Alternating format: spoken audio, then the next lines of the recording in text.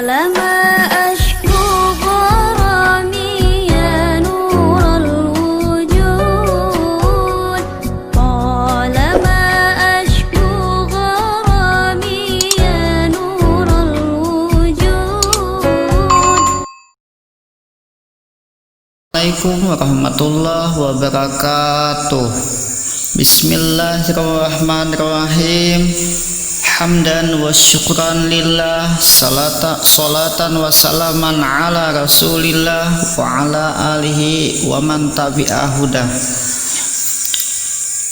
Kembali bertemu lagi pada pembelajaran kita pendidikan Al-Quran atau baca tulis Al-Quran yang pada subtema pembahasan melanjutkan yang kemarin menulis huruf hijaiyah bersambung dari dal sampai shad. Huruf hijaiyah dapat ditulis secara terpisah ataupun bersambung. Huruf hijaiyah ada yang bisa disambung di depan, di tengah, dan di akhir.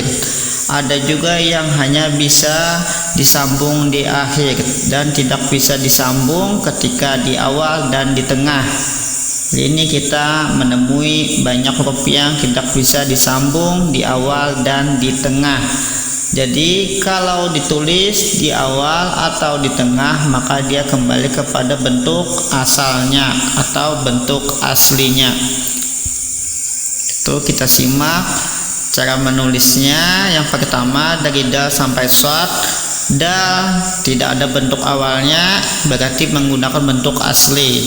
Tengah juga tidak ada, hanya ada bentuk akhir. Jadi kalau ditulis di awal bentuk asal, ditulis di tengah bentuk asal, dan di akhir. Kalau di akhir baru bisa disambung.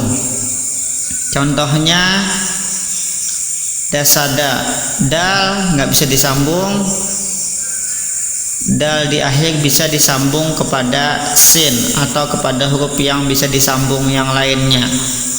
Kemudian selanjutnya zal. Zal sama seperti dal, tidak bisa disambung di awal dan di tengah. Jadi kembali kepada bentuk aslinya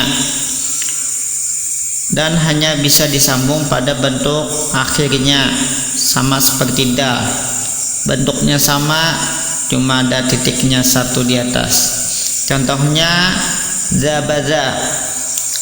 Za tetap menggunakan bentuk asli, ba menyambung kepada za karena ba bisa disambung kepada za, za bisa disambung kepada ba, makanya bisa disambung atau dikait. Kemudian ro dan zai juga sama, bentuk awal, bentuk tengah juga tidak bisa disambung, sama seperti dal, zal, ro, zai. Yang 4 huruf ini tidak bisa disambung di awal dan di tengah, kembali kepada bentuk aslinya. Jadi menulisnya bentuk aslinya atau bentuk tunggalnya. Contohnya trosaro. Tros tidak bisa disambung, jadi kepada bentuk aslinya. Kemudian zai, za, sa, za. Za bentuk aslinya, zai di akhir disambung dengan huruf yang sebelumnya. Jadi menyambungnya sambung kepada huruf sebelumnya. Kemudian sin. Sin ini bisa disambung di mana saja, mau di awal, mau di tengah, mau di akhir. Jadi terlihat kepada bentuknya. Bentuk aslinya yang ada gigit yang 3 itu. Sin, sa, sa, sa bisa disambung semuanya. Kemudian shin. Shin juga sama, bisa disambung di awal, di tengah, di akhir. Sha, sha, sha.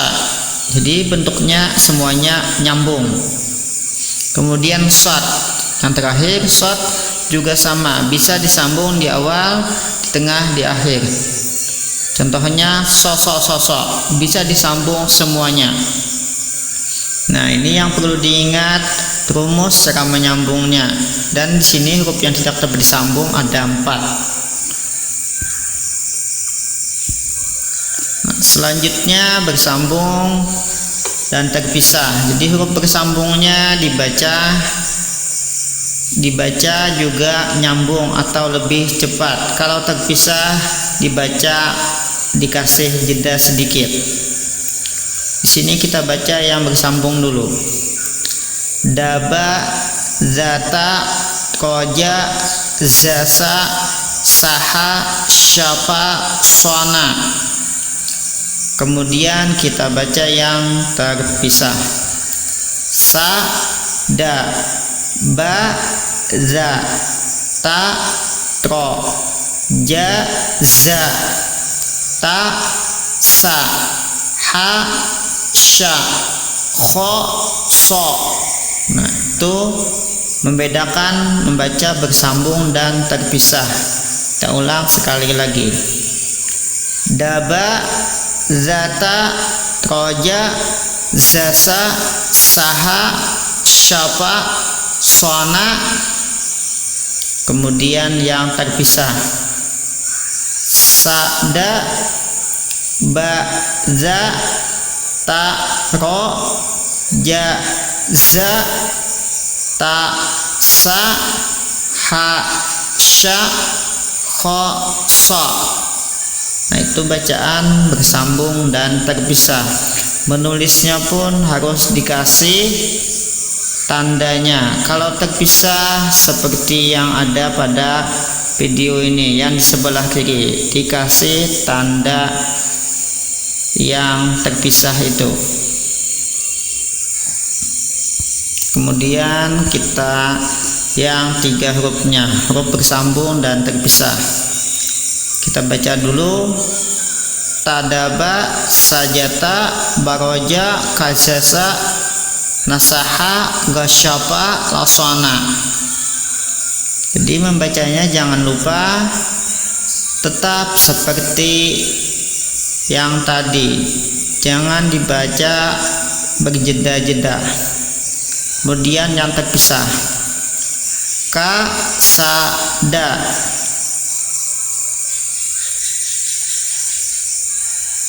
Maaf, tulisan yang di atas ada kesalahan. Itu bacaannya adalah ka, sa, da.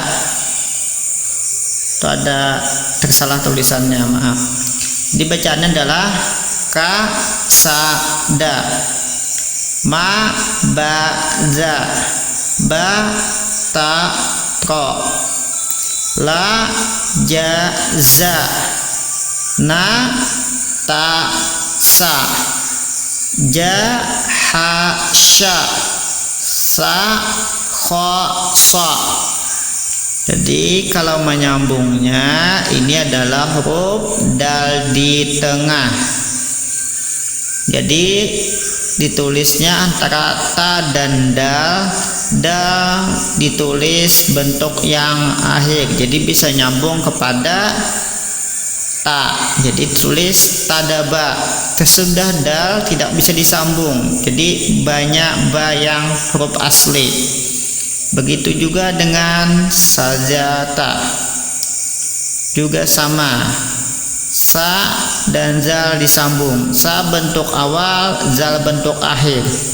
Kemudian tanya tunggal, karena zal tidak bisa disambung di tengah, jadi digunakan bentuk akhir.